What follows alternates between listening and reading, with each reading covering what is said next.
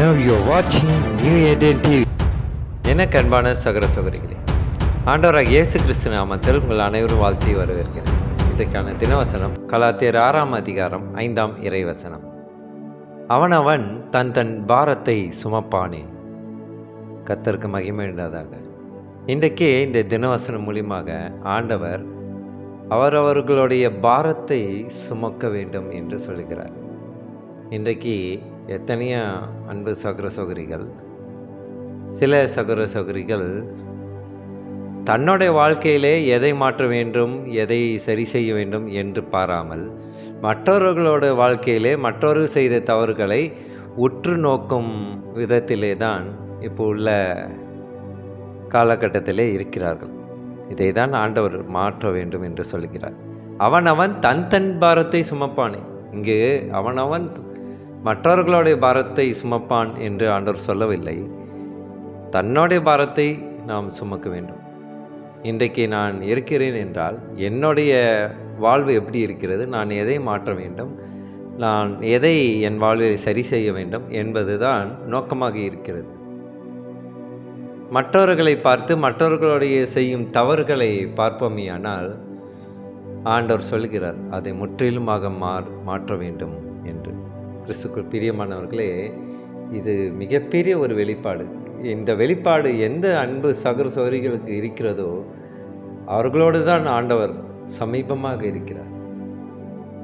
மற்றவர்களை உற்று நோக்கி அவங்களுடைய தவறுகளை சுட்டி காட்ட வேண்டும் என்று இந்த திரியும் காலத்திலே நம்மளுடைய வாழ்க்கையிலே நம்ம எப்படி இருக்கிறோம் அப்படின்றதை சிந்தித்து ஆண்டவருக்கு பிடித்தமான காரியங்களை பிடித்தமான விதத்திலே தன்னுடைய வாழ்க்கை அமைத்திருக்கிறார். கிறிஸ்துக்குள் பிரியமானவர்களே, இதிலிருந்து நாம் ஒரு வெளிச்சத்துக்கு வர வேண்டும் என்று ஆண்டவர் எதிர்பார்க்கிறார். அதாவது ஒரு முதிர்ச்சி உள்ள கிறிஸ்தவருக்கு யாரோடைய உதவியுமே தேவைப்படாதா? கண்டிப்பாக அப்படி இல்லை. முதிர்ச்சி உள்ள கிறிஸ்தவர்களுக்கும் சில சமயங்களில் உதவி தேவைப்படும்.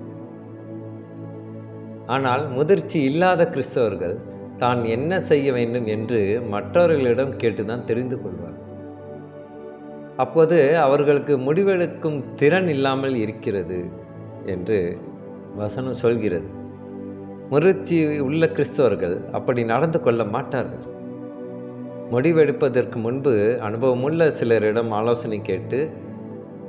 ஆலோசனை கேட்பது மட்டுமல்ல, தான் எடுக்கிற முடிவுக்கு தான் தான் பொறுப்பு என்பதை புரிந்து வைத்திருப்பார்கள். இன்றைக்கு அப்பேற்பட்ட ஒரு முதிர்ச்சி உள்ள கிறிஸ்தவர்களை தான் ஆண்டவர் எதிர்பார்க்கிறார். கிறிஸ்துக்கள் பிரியமானவர்களே, நாம் எந்த சூழ்நிலையில் இருந்தாலும் சரி, நாம் மற்றவர்களை பாராமல் நம் வாழ்க்கையை நாம் சரி செய்தாலே மற்றவர்கள் நம்மளை பார்த்து கற்றுக்கொள்ளும் விதத்திலே ஆண்டவர் நம்மளை உயர்த்தி வைப்பார். இதை குறித்து நாம் ரோமர் 14ஆம் அதிகாரம் 10ஆம் இறைவசனத்தை நாம் வாசிப்போம். ரோமர் 14ஆம் அதிகாரம் 10ஆம் இறைவசனம். இப்படி இருக்க நீ உன் சகோதரனை குற்றவாளி என்று தீர்க்கிறதென்ன? நீ உன் சகோதரனை அற்பமாய் எண்ணுகிறதென்ன? நாம் எல்லாரும் கிறிஸ்துவனுடைய நியாயாசனத்துக்கு முன்பாக நிற்போமே. கர்த்தருக்கு மகிமை உண்டாதாக. இங்கு ஆண்டவர் மிகப்பெரிய ஒரு யோசனையை நமக்கு தருகிறார். நாம் மற்ற சகோதரனுடைய தவறுகளை நாம் பார்க்கும்போது, ஏன் நம் உடன் பிறந்த சகோதரனுடைய தவறுகளை கூட நாம் சுட்டி காட்டலாம், பார்க்கலாம். ஆனால் மற்ற சகோதரனை குற்றவாளி என்று நாம் எப்படி தீர்க்க முடியும்? உடன் பிறந்த சகோதரனாக இருந்தால் கூட அவருடைய குற்றத்தை நாம் எப்படி தீர்ப்பு செய்ய முடியும்? அந்த தீர்ப்பு செய்யும் உரிமை யாருக்கு கொடுக்கப்பட்டிருக்கிறது? ஆண்டவருக்கு மட்டும்தான் அந்த உரிமை. நீ உன் சகோதரனை அற்பமாய் எண்ணுகிறது என்ன? மற்றவர்களை பார்க்கும்போது என்னமோ பண்ணுறாரு, ஏதோ பண்ணுறாங்க இவங்க அப்படின்னு தரக்குறைவாக நினைப்பது உண்டு. அப்படி தரக்குறைவாக நினைக்கிற மக்களுக்கு ஒரு நாள் ஒரு வெளிச்சம் உண்டாகும். என்னென்றால், அந்த தரக்குறைவாக சொன்ன நபர் எல்லா விதத்திலும் சிறப்பாக காணப்படுவார். அப்போது யாரையும் குறைத்து மதிப்பு போடக்கூடாது என்பது தான் இங்கு பொருளாக இருக்கிறது. நாம் எல்லாரும் கிறிஸ்துவனுடைய நியாயாசனத்திற்கு முன்பாக நிற்போமே. அவருடைய ராஜ்யத்திலே நியாய தீர்ப்பில் அனைவரும் போய் தான் இருக்கப் போகிறோம். இந்த ஊழியத்தை செய்யும் நானும் கூட நியாய தீர்ப்பிலே இருப்பேன். சபை நடத்தும் போதகரும் ஊழியர்களும் நியாய தீர்ப்பும் போது நிற்பார்கள். அனைவருக்கும் சரிசமமான தீர்ப்பு தான். இங்கே ஊழியர் என்று சபை போதகர் என்று நேரடியாக அவர் பரலோகத்துக்கு அழைப்பது போவதில்லை. கிறிஸ்துவுக்கு பிரியமானவர்களே, இப்படிப்பட்ட ஒரு விஷயத்திலிருந்து நாம் வெளிவர வேண்டும். கடவுளை நேசிக்கும் மக்கள் மற்றவர்களை குறை சொல்லாமல், மற்றவர்களுடைய குறைகளை பார்க்காமல் அவர்களுடைய நிறைவை பார்க்க வேண்டும். யாராவது ஒரு நபரை குறித்து இன்னொரு நபர் சொல்லலாம், அவரை இங்கே பார்த்தேன், அங்கே பார்த்தேன், அப்படி இது பண்ணார், இப்படி இது பண்ணார் அப்படின்ட்டு. ஆனால் நாம் அதை கண்மூடித்தனமாக அதை ஏற்றுக்கொள்ளக்கூடாது. ஏனென்றால் கண்ணாலே நாம் பார்க்கவில்லை. கண்ணால் பார்க்காமல் இருக்கும் ஒரு விஷயத்தை ஒரு நபர் வந்து சொல்லும்போது அதை எப்படி கண்மூடித்தனமாக நம்புவது? இதை தான் ஆண்டவர் மாற்ற வேண்டும். இதில் நம்ம தெளிந்த புத்தியோடு இருக்க வேண்டும். யாராவது ஒரு நபர் சொல்லியிருந்தால் கூட அந்த நபர் நம்மக்கிட்ட எப்படி நடந்து கொள்ளும் விதத்தை வைத்து நாம் தெரிந்து கொள்ளலாம். மற்றவர்கள் வந்து சொல்ல வேண்டும் என்ற அவசியம் இல்லை.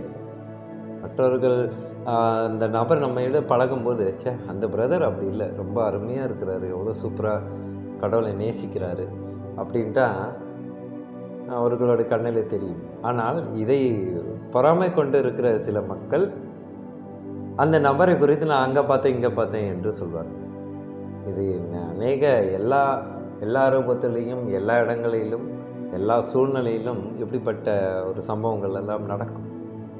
ஆனால் ஆண்டவர் சொல்லுகிறார், அவனவன் தன் பாரத்தை சுமக்குங்கள். உங்களுடைய பாரம் என்ன, அதை பார்த்து கொள்ளுங்கள். அவனவன் தன் பாரத்தை சுமப்பானே. மற்றவர்கள் பாரத்தை வந்து சுமக்கிறதை விட்டுவிட்டு உங்களுடைய பாரத்தை முதலில் சுமந்து என்னிடத்திலே வாருங்கள் என்று சொல்கிறார்.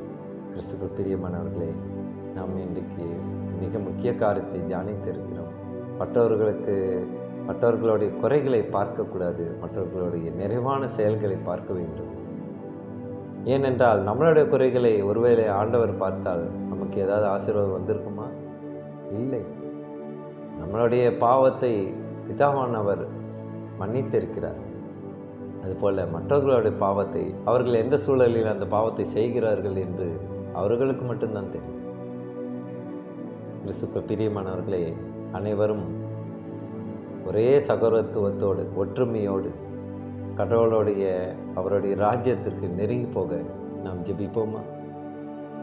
சோத்திரத்தாவே துதிக்கிறோம் எங்கள் அன்பு நேசரே. அப்பா, இந்த வசனத்து மூலியமாக அப்பா நீர் பேர்பட்ட ஒரு வெளிச்சத்திற்கு நீர் எங்களை கொண்டு வந்து கொண்டு இருக்கிறீர் ஆண்டவரே. நன்றி அப்பா.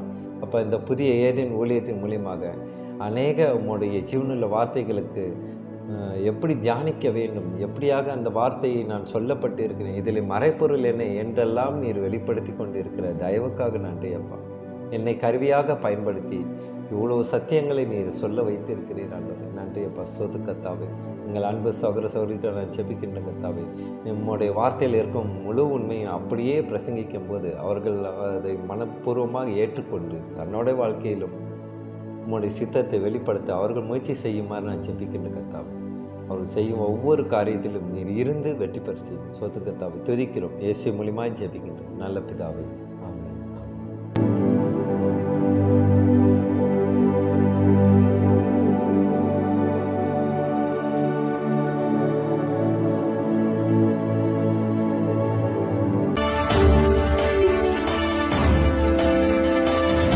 Now you're watching New Eden TV.